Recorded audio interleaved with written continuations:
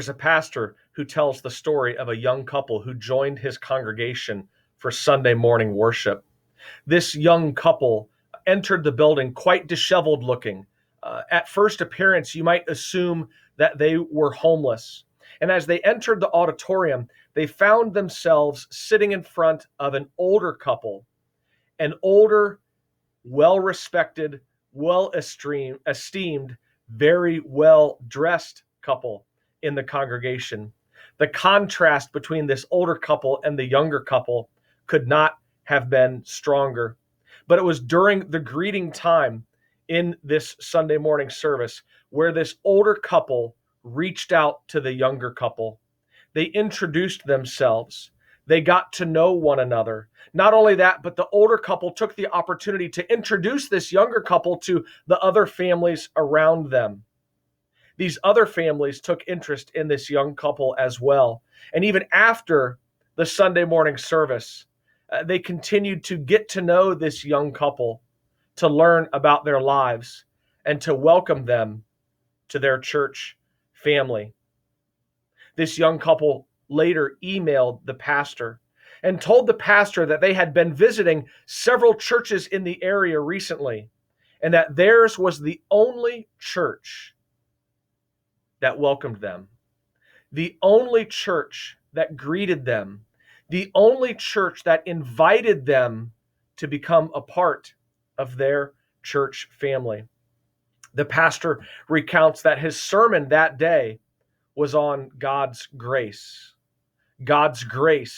reaching out to those to whom the world often ignores. And that young couple that day not only heard a sermon of God's grace, but they experienced God's grace through the lives of that church family. They experienced a lived sermon. Well, as it turns out, this pastor received word from this young couple's mother a few weeks later that the young woman was in the hospital. And the pastor had an opportunity to visit her in the hospital and continue to teach her about God's grace, to teach her about Jesus Christ. And it wasn't but just a couple of weeks later that this young woman died. But her last few weeks of life, she was introduced to God's grace. She experienced God's grace.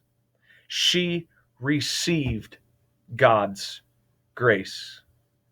It's a wonderful story of the grace of God and how it should be lived out in our lives. And it's the grace of God that we see in Mark chapter 2, beginning in verse 13. This is a very familiar story. Jesus is walking out beside the lake and a large crowd comes to him, and Jesus begins teaching the crowd as he often does. But as he's walking along, he sees someone.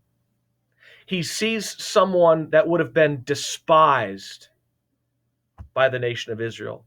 He sees someone that would have been considered a traitor. He sees someone that most of the crowd would want to avoid. He sees Levi, the tax collector. And as he sees Levi, the tax collector, sitting at his tax collector's booth, Jesus does what no one expects him to do. Jesus does what no one in the crowd would have done. Jesus looks over to Levi and he says, "Follow me." And Levi does exactly that. He gets up, he leaves his tax collector's booth, and he follows Jesus. The story then tells of a party that Levi throws. While Jesus was having dinner at Levi's house, many tax collectors and sinners were eating with him and his disciples, for there were many who followed him. When the teachers of the law, who were Pharisees, saw Jesus eating with the sinners and tax collectors, they asked his disciples, "Why does he eat with tax collectors and sinners?" You see, what Jesus is doing here is Jesus is sharing a table with the most despised of society. Jesus is sharing a table with the most ignored and overlooked of society. Jesus is sharing a table with those whom the religious leaders simply wanted to cast aside. When Jesus shares a table with them, he's signaling that he accepts them.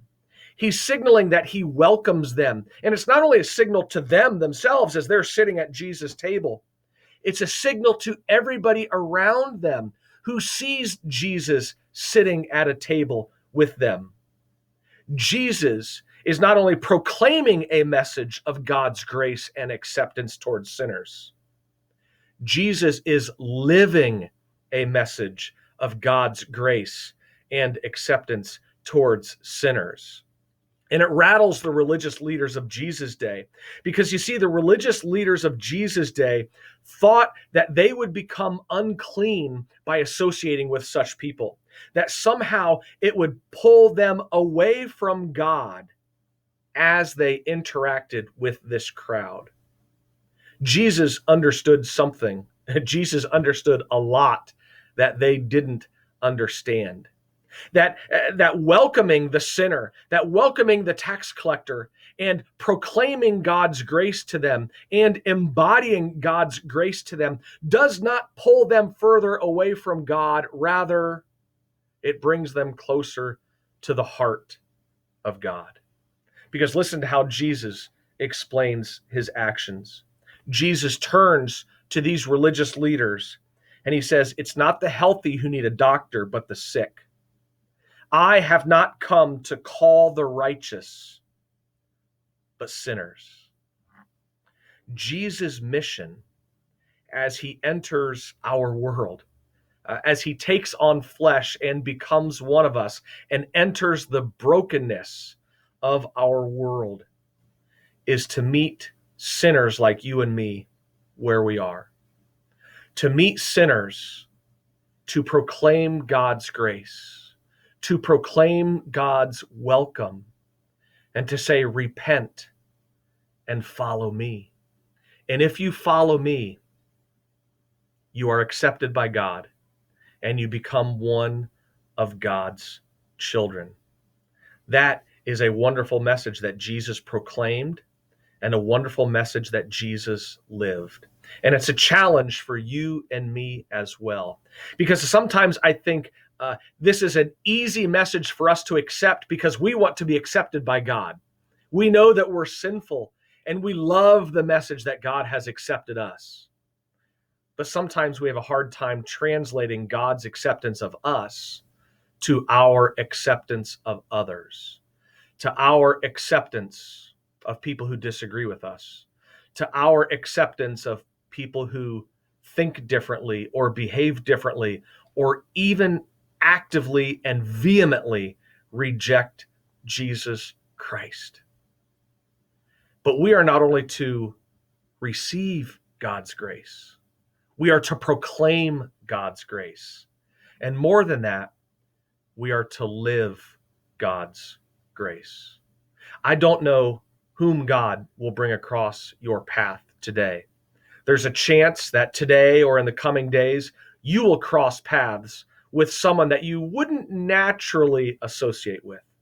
Someone that deep down inside, you're thankful that they are over there rather than being with you at your table. But the message from this passage in Mark is that if we are to be people who have received the good news of Jesus Christ, we have to be people who proclaim and live the good news of Jesus Christ. And maybe, just maybe, we can be an embodiment of God's love and God's grace in their lives today.